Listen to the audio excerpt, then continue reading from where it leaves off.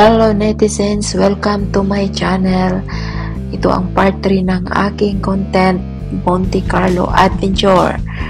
So, continue tayong maglalakad, magmamasid ng mga magagarang sasakyan sa isa sa pinakamayamang bansa sa buong mundo. Sa pagkakaalam ko, ang Monte Carlo, ang source of income ay ang casino, kung saan dyan nagsusugal ang mga mayayaman.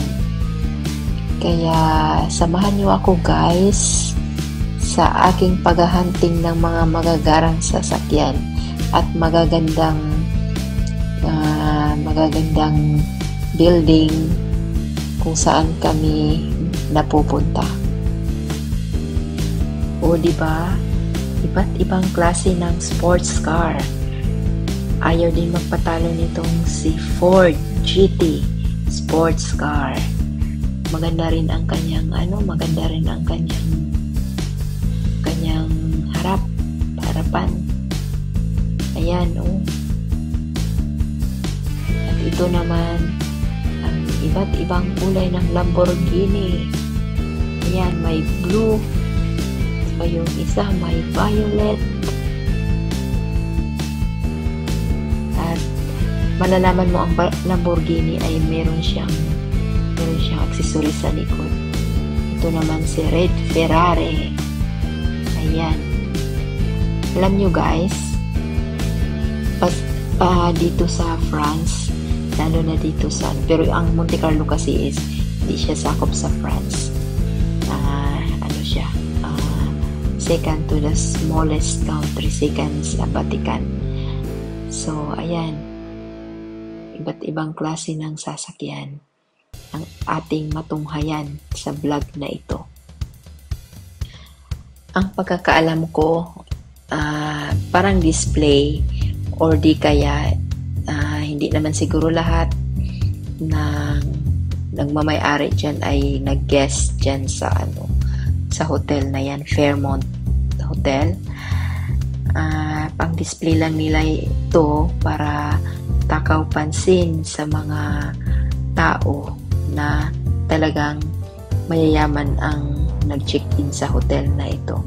Kasi nung nasa kami, ayan yung Lamborghini na green, nang nasa Cannes din ako. Nung nadaanan din namin yung 5-star hotel, may mga nakaparada ding mga luxurious car. Ayan, iba't ibang klase ng Ferrari, iba't ibang kulay ng Ferrari. At may Force Turbo. Ayan. Oo, usually mas marami akong nakikitang Force Turbo dahil ito siguro medyo mura siya sa lahat ng sports car.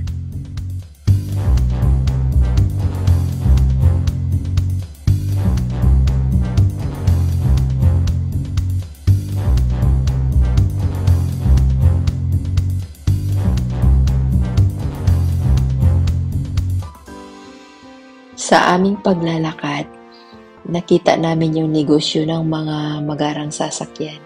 Iba't ibang klase ng sasakyan. Merong tinatawag na McKinley, hindi ko na alam. Hindi ko kasi masyadong kabisado ang mga pangalan ng mga mamahaling sasakyan.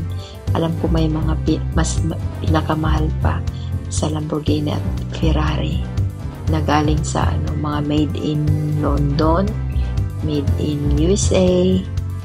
So, hanggang tingin na lang tayo guys. Kasi parang kahit ibubuhis ko pa yung buhay ko, hindi ko kayang bibilhin yung mga sasakyan na yan. So, hanggang tingin na lang tayo.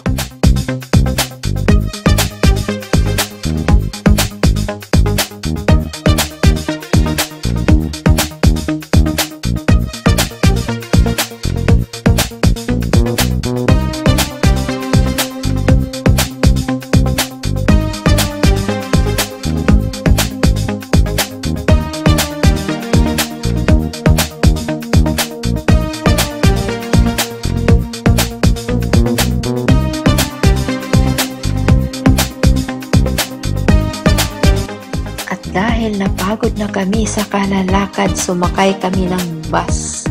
Kasi gusto ng kasama ko pumunta doon sa taas. Kasi hindi pa niya napuntahan. Ako naman, puntahan ko, siyempre samahan ko lang siya. So, ayan. Hindi ko naman napansin at napakita ko naman ay yung kalsada na lang. Sobrang pagod.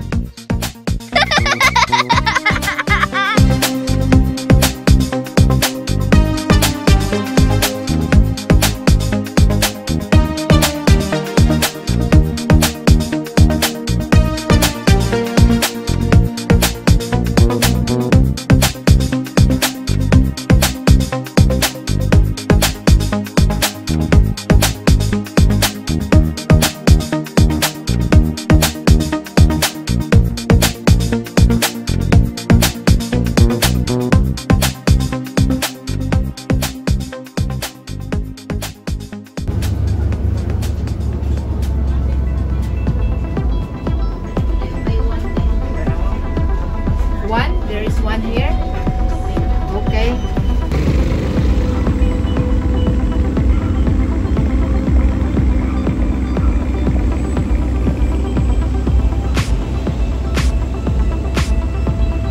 So dito yung mga high-ends product.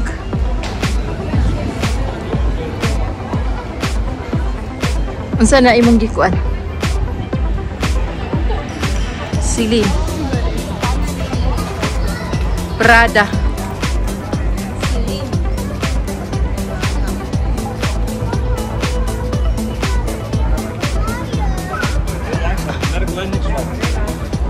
Lanvin.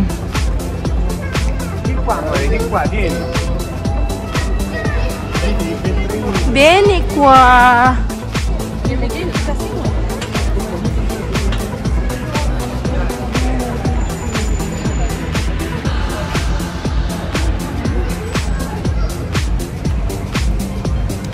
Dior, Bulgari.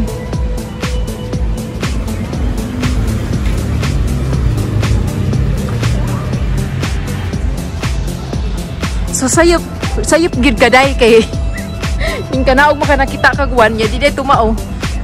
Dama to yang gingon nga 7 stop pa. So ang iyang matagpuan sa ika 7 nga stop kay yung diri tatay, diri naman daw, diri nara. To. Pwede kang mo sakay sa to.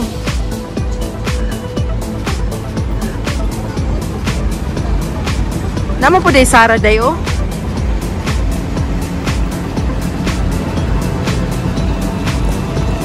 Sa to na lang ta. At habang nag-aabang ng bus, kinukuhanan ko muna ng video yung mga building kung saan kami nakatapat. Ayan, maganda din. Yan sana ang gusto namin mangyari, na sasakay kami niyan para maikot namin ang buong Monte Carlo. Gusto ko talagang sumakay niyan, kaso lang napagod na kami at gusto naming hanapin ang kung saan yung starting point. How many luxurious cars passing in this anong tawag nito? In this avenue.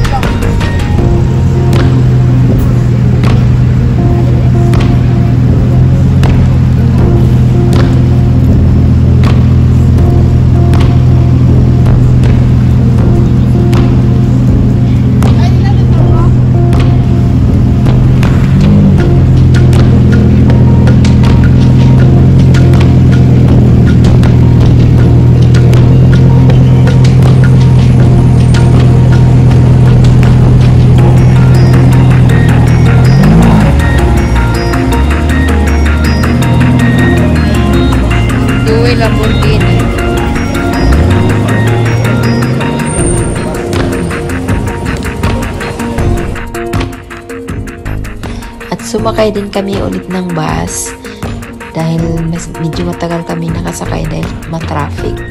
So, papaakit na kami dyan sa taas papuntang Prince Palace.